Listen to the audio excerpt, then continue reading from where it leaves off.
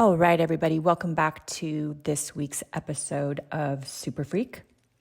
How are we all doing out there? You know, this podcast explores what is organizing human experience through the architecture, I'll say, of identity, perception, patterns, and behavior as a predictive system. And I do that to the best of my ability through a frequency-first lens, meaning everything is energy. That energy has an intelligence. Once you learn how to tap into that intelligence and perceive it and translate it, you can live from a very different level of logic. So the question ultimately that I'm seeking to answer in my experience now is, what is organizing human experience? So today, as a broad stroke, I want to talk about fatherhood, and more specifically, coherent fatherhood, and what that means and what that looks like, which very few have experienced. In fact, I don't think many people could tell you what that looks like or even feels like. So in client work with many of you, the most pattern disruption, or let's say distortion rather, I work on is worthiness wounding through all kinds of patterning, abandonment and emotional safety, primarily through nervous system modeling, essentially what we didn't receive, right? So we inherited the nervous system that we entrained to as children with whatever caretaker we have. And that shapes the identity that we believe we are. And then the brain, because it's in theta up until the age of about 25, where it kind of stops growing, you kind of get a hard code around that age. It says, you know what? I'm good. I've seen enough. I'll take it from here, and then creates your life at that level of understanding. So when people enter into a different level of work later in life, they are waking up to a life they created when they were more unconscious and asleep. So naturally, I had questions. So specifically regarding coherent father and how we experience incoherent fatherhood in order to remember that we're not separate from source. So I sat with the following question with God and got information in layers, which I'll attempt to address here. And then I want to loop it into Belovedship and what that actually is and what it means at the level of understanding I have now, in terms of where my consciousness is stationed. And when I say Belovedship, it's like partnership that is more coherent, essentially, because many of you have relationship questions. Many of you are working through relational dynamics right now, and we're doing that in all different layers. So the first question I had is, because for the men specifically, and for sons, if a system is organized around abandonment, betrayal, and resistance in any kind of fatherhood, no matter what the role, okay? It doesn't matter really if it's even fatherhood or sisterhood or partnership or being an entrepreneur. If a system is organized around abandonment, betrayal, and resistance, will that experience be predicted in their life in all ways? Meaning, as an example, how will reality create a feedback loop in all of that? That could be extraction, legal issues, deception, withholding, even custody issues, in order for that system to learn how to love, essentially was my question first. And so the answer was, this is partially true, but with a clear distinction. So if your system, grab a pen, by the way, grab a pen and a journal. There's going to be a lot in this cast. I can kind of already feel it. I wrote some notes on it just so I created a more thorough through line. But so here we go. If a system is organized around predictions such as abandonment, betrayal, rejection, being resisted, being falsely accused, being excluded from connection, okay? it will become highly sensitive to those themes and will likely, potentially, as a potential, repeatedly find itself in situations where those themes are activated and having to be experienced over and over and over again. So if I had to distinguish, the strongest distinction between these two things is prediction influences experience versus prediction directly causes events. And those are not the same things, which was a big nuance that I had. So let me kind of back up a little bit and kind of reorient the listening field right now. We're talking about how a system is organized around prediction when it comes to abandonment, betrayal, rejection, being resisted, and being falsely accused, or being excluded from any kind of connection. When you have those things running in your backlog, in your consciousness, in your logic, two things take place. That prediction will influence experience, and or that prediction will directly cause events. But those are not the same thing. So a father carrying a deep prediction of abandonment may unconsciously choose, or let's say a son and or a father, unconsciously choose partners whose attachment patterns reinforce that prediction. They will likely miss early warning signs because the pattern feels familiar. They might over-accommodate to avoid loss. They might become hypervigilant and controlling when connection feels threatened. They might interpret, let's say, ambiguous situations through an abandonment lens. Or even kind of more insidious, they'll repeatedly enter systems, relationships, and conflicts that resonate with that existing pattern. So over time, this can create a life that appears to continuously confirm I lose what I love. And the prediction becomes increasingly stabilized through that. So your body will organize itself around I lose what I love all the time.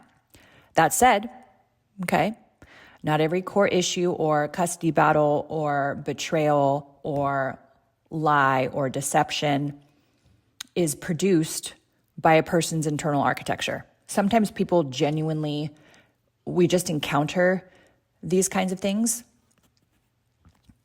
as a way for us to pay attention to the patterns that we're running.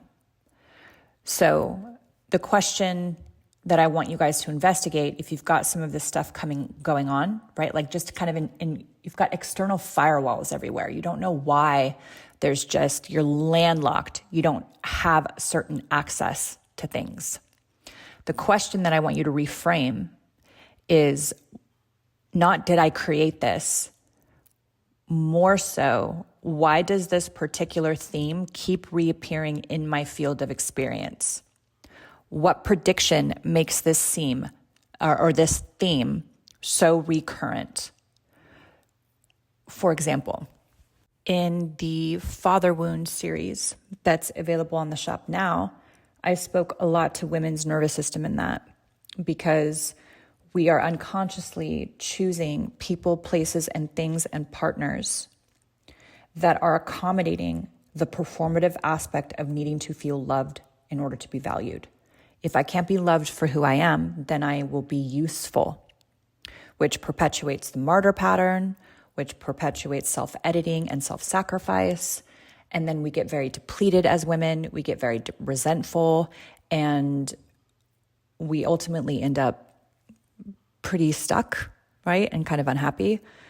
So both the wound for a son and the wound for a daughter will look like a deeper prediction.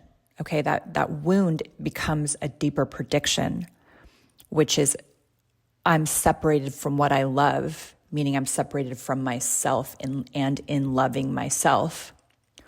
And or connection will eventually be taken from me, or I'm not fully allowed to occupy the role of like woman in all areas. I'm not allowed to become a father in all ways. Those two experiences also accommodate victim programming, and a lot of this stuff is epigenetic. I mean, much of it is, right? It informs the way these patterns get played out. And if you haven't listened to the epigenetic podcast, please go do that, because it'll give you a background of what that actually looks like. So we come in with all this information. We come in separate and veiled from God, from source.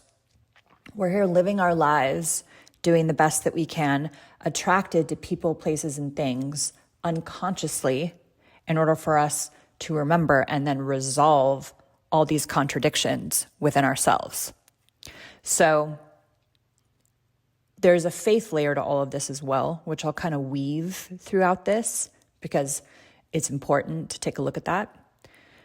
So kind of the assignment under this isn't, because you guys likely it's like, okay, Talia, thanks. I'm aware now, but now how do I stop abandonment then? How do I fix this?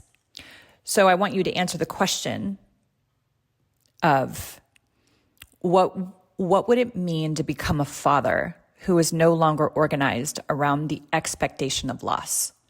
What would it mean to be a woman who is no longer organized around the expectation of loss? Because those are two completely different orientations. Okay? What would it look like if your identity was not organized around fear of love being taken away from you, of love never being experienced, of love having such high levels of standards and conditions that no one will ever meet them? And so that just perpetuates the abandonment pattern, that becomes a self-fulfilling prophecy of abandonment. It's very tricky. It gets very nuanced. So what would a system need in order to resolve, I lose what I love? Which becomes a bit tricky because in life, we lose things, right? We lose things we love.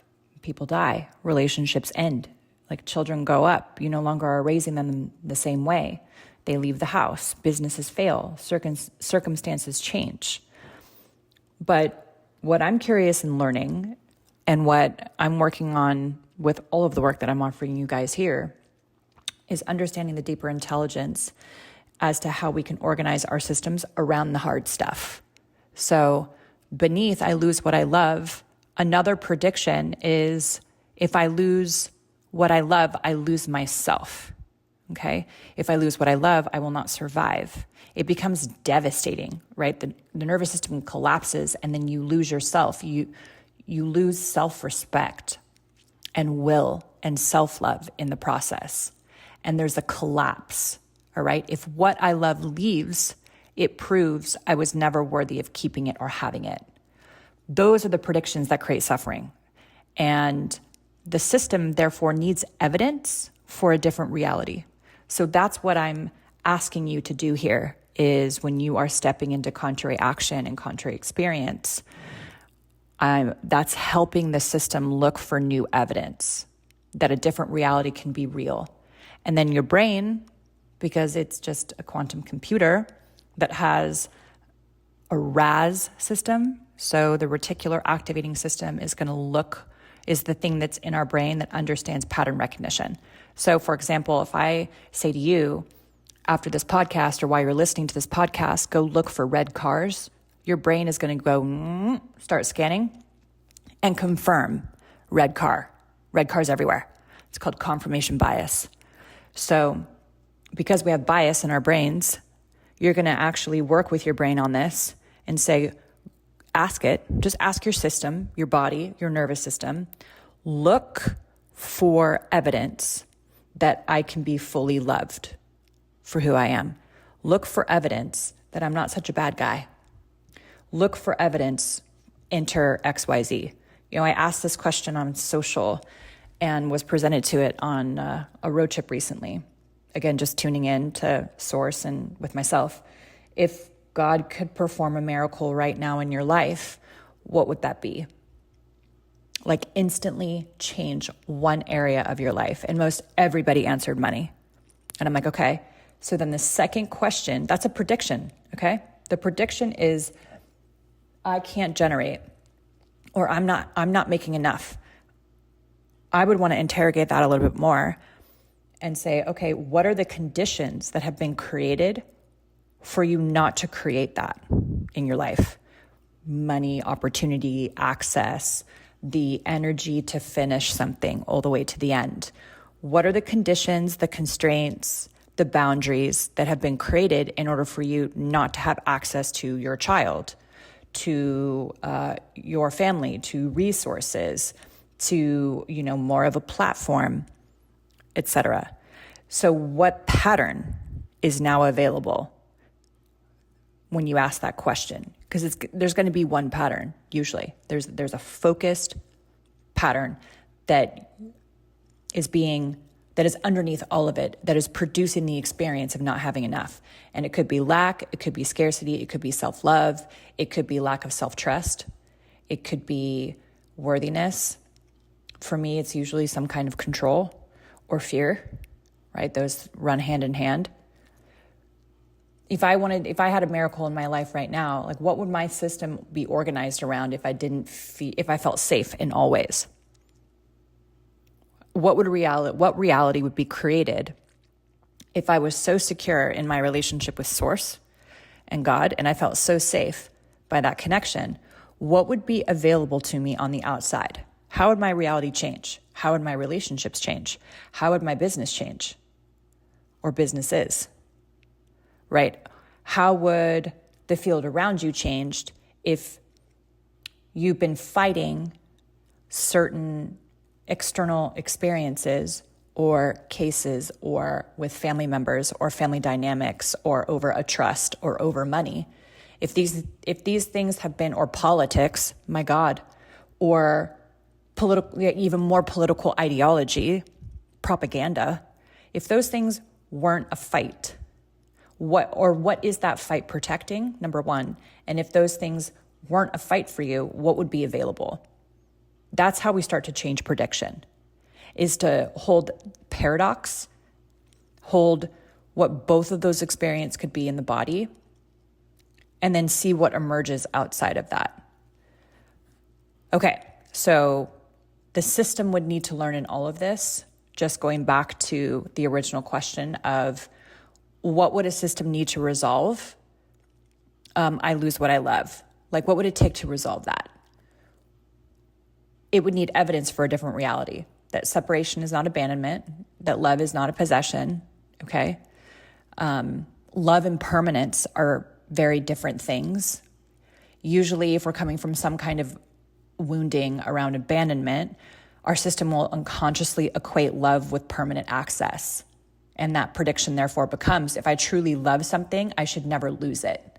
Except reality cannot support that prediction because love and permanence are different things. Although we attempt to resolve not feeling loved or feeling unworthy of receiving it through the performance of it. So if you want to know what that looks like, pay attention to the role that you play in your family. The more tightly the system fuses them together, love and performance, permanence, love and permanence. If I'm just loved, I'm safe. If I just have access to this, I'm safe. If I can just be in this, child's life or in this person's life, they'll be safe, I'll be safe. And then where's faith in all of that? Like, the more tightly a system fuses those things together, the more fear enters every single relationship. Another thing the system would need to see, just as a contrary experience or evidence for a different reality, is that connection can remain even when relational dynamics change. So when parents experience this and children leave home and the role changes, the love didn't change, just the external environment changed. And that's hard when your identity is being referenced off of the relationship itself instead of feeling secure internally with your relationship to Source, which I will always come back to. Doesn't mean that it's not painful, but it may mean that there is something being orchestrated and there's deeper lessons and pattern reconciliation that you're moving through in order for these relationships to make themselves available. The more coherent you are, the more dissonance in your life you don't have to feel to such a degree Like it doesn't have to go all the way to a level 1000 in extremity in order for you to understand and resolve the pattern internally. We're not meant to suffer that much. Okay, that already kind of happened for us, depending on what you believe.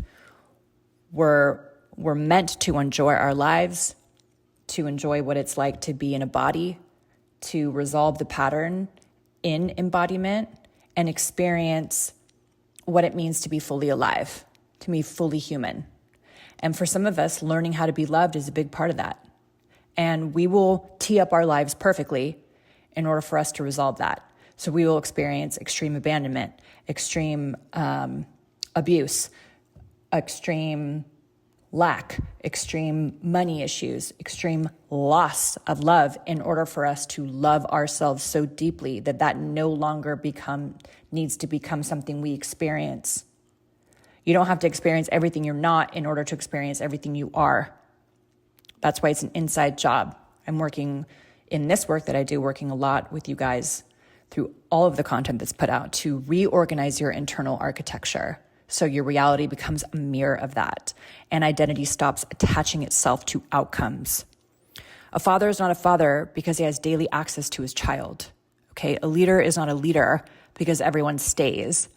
Like a loved person is not lovable because someone remains in their life. So if your identity attaches itself to an external outcome, every change becomes an identity threat. That makes for a very fragile system. I need that part to really land. If your identity is attached to an external outcome, every single change to said outcome becomes an identity threat, and it's a very unstable system. The other thing that would need to become available in order for a predictive system that's organized around I lose what I love or I'm not worthy of it is trust must move from circumstance to something deeper. And this is where faith really becomes a big advocate here. So even when life changes, your connection to God or source, to yourself, is what remains as real and true. And that's not a promise of permanence. It promises continuity of being. And that's a very, very different kind of safety. So the final reorganization that the brain might latch onto would look like this. I may experience loss, but loss does not erase my ability to be loved or love itself. I may experience separation, but separation does not erase connection. I may experience grief, but grief does not erase who I am, and I do not have to be collapsed by it. Like, what I love is a gift, not a possession. You can start to change the energy of those beliefs, and then the nervous system is going to look for ways to prove that to you. So that's where meeting yourself differently and getting witness to how that feels in either individual work or the field hub or the pattern lab or people in your life that you have now or a therapist, whatever. If you can learn how to meet yourself differently in all of this, the nervous system can de-escalate, down-regulate, and you can learn to entrain to a different level of coherent modeling. So I want to talk about a question that came in regarding love itself and what belovedship actually is, and then I'll loop it back around and I'll finish up with what an example of coherent fatherhood would look like. And for women who didn't get that, you kind of give that to yourself first in terms of containment, and then that becomes an external reality that you're able to experience, as within, so without. So belovedship is very much, I talked about this a long time too. It sets up a prediction as like the ultimate, okay, in terms of a like dynamic or relational dynamic. You know, we all want belovedship. It's our twin flame. It's the mirror of our soul and perfect, unity. It's the yin to our yang. It's okay. All of that's great. But if I zoom, way out and look at what the system, a predictive system that operates inside of a quote unquote belovedship dynamic, what does that actually look like? The relationship, the question that came in is, Talia, what is belovedship through a QP lens? And QP is quantum psychosomatics, which is what I'm calling this work in general. It's quantum intelligence, system organization, and how that organizes itself in the body, mind-body, okay? It's like it's an app, if you will. It's kind of like an app. So a frequency first lens, you guys get it. What is belovedship through a QP lens or frequency first lens? And I would say that belovedship now is not primarily a relationship status. It is a state of internal organization. So it is what emerges when our nervous system's identity, structure, and our self-model no longer organize around frequency distortions and predictions of, I must earn love, I must perform for connection, I must be useful to my family in order for them to be loved, I must become someone else in order to be chosen. Instead, the system organizes around a completely different prediction, which is I am already worthy of connection. Love is not conditional or contingent upon performance. My existence is not evidence of deficiency. I'm enough just existing. Okay, I don't have to be significant in the world and have a platform and have all of this stuff in order to be happy and met and connected and full and whole. I don't need all of those things. So belovedship is less about being loved and more about becoming capable of receiving love without distortion. And your system will create phenomenal levels of projection in order for you to believe that that is real. And so people who are tuning in to that projection and you have a really high ability to be able to create, people will be like, I see it. I know it's possible. Like I can completely see it. Like I saw everything you were just saying. They're reverberating back to you what they feel is possible your system is able to producing and experiencing. Now, that's in that particular moment with that particular level of prediction. You can upgrade those predictions at any time. That's like moving from a 17.1 version of iOS on your iPhone software to a 17.2 to a 17.3. You know, all of that is optimizing some aspect of the conditions and the boundaries and the predictions and the constraints, et cetera, that you have set up for your life. Most of us have very low permissions. And so your reality will support how little you give yourself permission to do all kinds of shit. And that's where it becomes a game. That's why all of this is data. Patterns are not personal, they're instruction and they're intelligence. The more we can, or the less we can make it personal, and the more we can get into just the embodiment of it, like where is this tracking in the body? What is this pattern accommodating? How do I move through this through contrary experience? And so on and so forth. Then your prediction changes and then your reality bends towards you. The field starts to orient towards that coherence. So people who seek quote unquote belovedship externally while carrying internal predictions that make it impossible to receive it will say something like this. Someone will say, I love you, and your system will literally translate that as what do they want? Someone will offer you support and your system will translate that into I owe them. Someone remains consistent and then your system will translate they'll eventually leave, or I don't trust it. So the love arrives, but the prediction edits the signal. So the issue isn't the absence of love or the loss of it, right? Or a system that is organized around the loss of love. The issue is the architecture through which love is being interpreted. So you can say that, if you just wanted a definition for this, is a state of relational coherence where connection, does not threaten identity, receiving does not create guilt, intimacy does not trigger collapse, visibility does not trigger shame, dependency and autonomy are no longer enemies. So the deeper question I want you guys to ask yourself is, what prediction makes love difficult to receive? Because most people are not protecting themselves from love. They are protecting themselves from what happened the last time they trusted it. Okay? And then the faith layer in here is through Christ consciousness. You could say that Belovedship as a coherent model is the reflection of a coherent identity your system is organized around.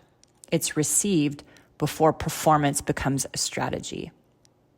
It's not earned through worthiness or achievement or healing or enlightenment or perfection. It is a constant, not a variable. So now let's move into what coherent fatherhood is and what that actually looks like. Because it's not a role per se, it is a state of organization. I will always come back to this. Everything is just information that is organized around a certain level of coherence. So an incoherent fatherhood system is organized around fear. Fear of losing a child, fear of failing the child, fear of being replaced, fear of not being needed, fear of being judged, fear of being excluded, fear of repeating what happened to him, fear of not getting what he wants, okay? The child may be the focus, but the organizing force is the protection. So a coherent fatherhood system, as an alternative, is organized around something else. Presence over possession, stewardship over ownership, love over fear, respect for time, okay? Surrender over control, responsibility over control. Okay, a father, in this case, that is connected and has a source relationship knows that that child, that all of us, belong to God, not to him. And so his role is to steward, guide, protect, and love, not possess, not control, not derive his identity from having proximity, okay? Not to use the child to resolve his own wounds, but to trust the greater picture and the greater process. So, just to loop this back, if your wound is I lose what I love, an incoherent father would look like overprotective, controlling, rescuing, difficulty allowing autonomy, needing reassurance, viewing separation as rejected, fighting reality in all ways, okay? A coherent father, in this case, would understand that the relationship may change, but the fatherhood remains. So it's not, many men unconsciously organize around, if I cannot perform the role exactly as I imagined, then I am no longer a father and I'm not in this person's and I'm not in my child's life. A coherent father understands that distance cannot remove fatherhood, that conflict cannot remove fatherhood, legal circumstances cannot remove fatherhood, and time cannot remove fatherhood. The expression changes, the identity remains. I know that may be hard. It may sound easier than it is because some of you don't have access to your families right now and your children right now, and love does feel really hard. And many of you can track the fact. They're like, okay, Talia, I get it. It's a predictive system. I totally understand that. But again, this is a high level architecture. Right now, you can't see what you can't see. But when you look back and you connect all the dots, you start to maybe see a theme, okay? And then you can ask a different question. Where did all of this information come from? Where did this prediction come from? You know, what did my father do? What prediction did my experience of fatherhood install? What prediction did my father's absence install? For some of you, me, self-abuse, addiction patterns, avoidance, fear of intimacy, dismissiveness, hiding behind intellect, a lot of that, overworking myself to death, keeping myself out of the world. I can go on and on and on. So your system essentially ends up fulfilling a prediction in anything that establishes worthiness. So that includes advocating for yourself, the types of investments that you make, anything with money, how you create, what you feel you have access to, all of it. So I want to leave you guys with some questions. Okay, I know this was kind of a higher level cast that went in layers, but I hope that you got something out of it. I want to talk specifically around the loss of love, okay? And not being witnessed and the implications of that in terms of questions. So grab your pen, grab your notebook, and just answer these and save this cast. Let's go. When I imagine losing what I love, what feels most threatening about it? What do I believe that loss would mean about me? What would I lose about myself if that person, role, opportunity, or relationship disappeared? Have I ever unconsciously equated loss with abandonment? What evidence do I have that loss and unworthiness are the same thing? What am I trying to prevent by staying vigilant, controlling, or attached, or in fight? What experience taught me that connection was not secure? You can also ask deeper identity questions. What prediction is I lose what I love protecting? What's the pattern? What would I be if my body and my system wasn't organized around victim or loss or fear of not having enough or being enough? How much of my energy is spent protecting against future pain rather than experiencing what is here right now? And this one is maybe my favorite. If nothing could separate me from God's love or pure source's love, what becomes possible? All right, you guys, spend some time with those. And I'll say this, bless the daughters and the sons who are doing the work, who are learning to soften, who are healing their hearts and stepping into deeper inquiries of faith and relationships and what it means to love with no guarantees. Bless you all. If you're looking for deeper work, check out the Awakening series on the site, taliaverse.com, on the mother and father wound. And I'll see y'all in a couple weeks. Stay curious and question everything. Take care.